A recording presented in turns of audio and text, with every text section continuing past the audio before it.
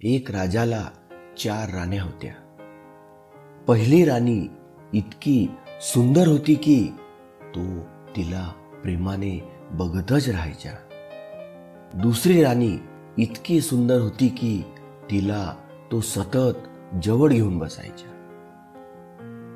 तिसरी राणी इतकी सुंदर होती की तिला कायम बरोबर घेऊन फिरायचा. पण चौथ्या राणीकडे तो कधीच लक्ष द्यायचा नाही. राजा म्हातारा झाला. तो मरणासन्न अवस्थेत असताना त्याने पहिल्या राणीला बोलावले आणि म्हणाला, मी तुला एवढे प्रेम दिले, तू माझ्याबरोबर येशील का? राणी म्हणाली, नाही, मी तुम्हाला इथेच सोडून देणार आहे. राजाला दुःख झाले. मग त्याने दुसऱ्या राणीला तोच प्रश्न विचारला. राणी म्हणाली, मी तुमच्या बरोबर स्मशानापर्यंत येईल, त्यापुढे नाही. राजाला अपार दुःख झाले. त्याने आशेने तिसऱ्या राणीला विचारले, तू तरी माझ्याबरोबर येशील का नाही? तिसरी राणी म्हणाली, नाही, तुम्ही गेल्याबरोबर मी दुसऱ्या एका बरोबर जाणार आहे. आता मात्र राजाच्या दुःखाला पारावार राहिला नाही. तो विचार करू लागला, मी या राण्यावर माझे पूर्ण जीवन घालवले, त्या कधीही माझ्या नव्हत्याच. माझे जीवन व्यर्थ घालवले, फुकट वेळ पैसा आयुष्य खर्च केले. तेवढ्यात राजाची चौथी राणी तेथे आली, जिच्याकडे राजाने कधी लक्षच दिले नव्हते. तिच्या अंगावर दागिने नव्हते, तिला अंगभर कपडे देखील नव्हते की मुठभर मांस नव्हते. ती म्हणाली, तुम्ही जाल तिकडे मी येईन. स्वर्गात असो की नरकात, कोणत्याही प्रकारचा जन्म असला तरी मी तुम्हाला कधीच अंतर देणार नाही, हे माझे तुम्हास वचन आहे. राजा थक्क होऊन समोर पाहत राहिला.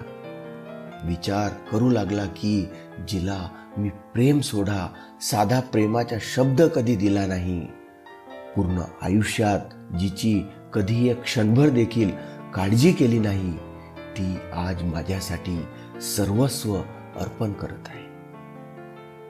राजाच्या डोळ्यातून आनंदाश्रू वाहू लागले. त्याने मोठ्या समाधानाने आपला प्राण त्याग केला. राजाच्या डोळ्यातून आनंदाश्रू वाहू लागले. त्याने मोठ्या समाधानाने आपला प्राण त्याग केला. कोण होता तो राजा? कोण होत्या त्या 3 राण्या? कोण होती ती चौथी राणी? इतके प्रेम देऊनही तिन्ही राण्यांनी राजाचा त्याग का केला? त्या उलट ती चौथी राणी, जिच्याकडे राजाने कधीही लक्ष दिले नाही, पण तरीही राजासाठी एवढा त्याग का केला? तो राजा दुसरा तिसरा कुणीही नसून स्वतः आपणच आहोत. आपली पहिली राणी जी आपल्याला जागेवरच सोडते, ती म्हणजे आपले शरीर, ज्याला आपण आयुष्यभर बघत राहतो. आपली दुसरी राणी स्मशानापर्यंतच आपल्याला सोडण्यास येते, ती म्हणजे आपली मुले, आप्तेष्ट, मित्र व समाज. आपली तिसरी राणी जी आपल्याला सोडून दुसऱ्याकडे जाते, ती म्हणजे धन पैसा. आपल्या मृत्यूनंतर लगेच ती दुसऱ्याची होते. आता सर्वात दुर्लक्षित चौथी राणी म्हणजे पुण्य, कर्म, माणुसकी, धर्म, जे आपण सद्भावनेने, निस्वार्थीपणे आणि विनाअहंकाराने करावे. पण ते न करता आपण जिच्याकडे बघण्यास आपण अजिबात वेळ देत नसतो, तरी पण ती जन्मोजन्मी आपल्या बरोबर येतच असते.